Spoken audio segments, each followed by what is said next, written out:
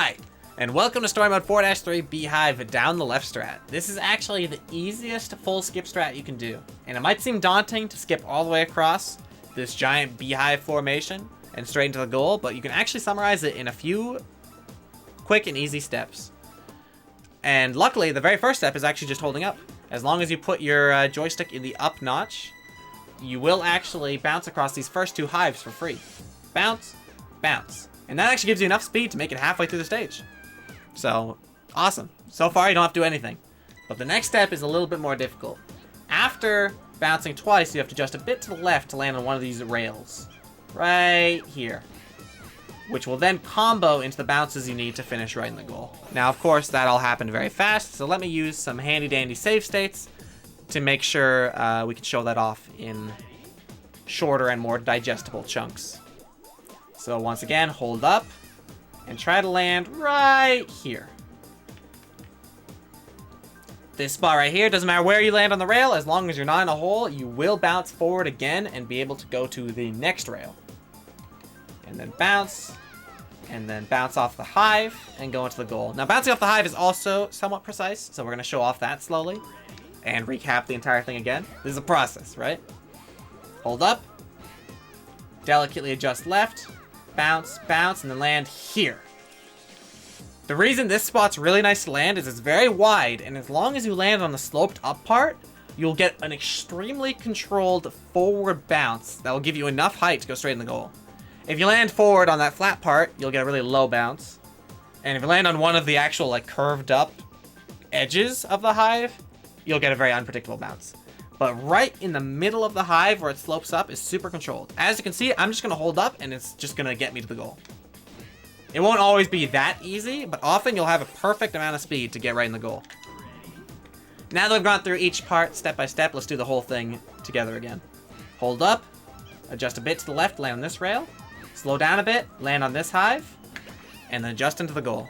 Sometimes you'll have to pull back to not party ball, sometimes you'll have to hold up really hard just to make it. But most times, it'll end up playing exactly the same way. And you'll have a really consistent way to beat Beehive in less than 10 seconds. You should be able to get a mid 51 every single time with this strat. Now, to go over some common mistakes, one thing is going too fast. You'll notice I slow down after this bounce right here, because if you go too fast, you'll end up hitting a Beehive chunk way further up, which will give you the same result, but way faster, and you'll probably overshoot the goal, or at least party ball. You want to actually be very, very careful to slow down after the double rail bounce. Boing, boing, slow down, Beehive bounce, goal. Another common mistake is trying to pull back and make the strat safer earlier. If you're not trying to finish right in the goal, that worked out, but I got lucky. But if you're not trying to go right in the goal, you have to decide that earlier. You can't do the strat and then pull back and then try to like bounce across all those unpredictable little Beehive edge locations and expect to be able to go straight in the goal after that. If you want an option for a nice safer ending, if you're not ready for the triple bounce sequence that happens at the end here, then just pull back hard and then walk the rest of the way, because then at least you can predict what the hive's going to do.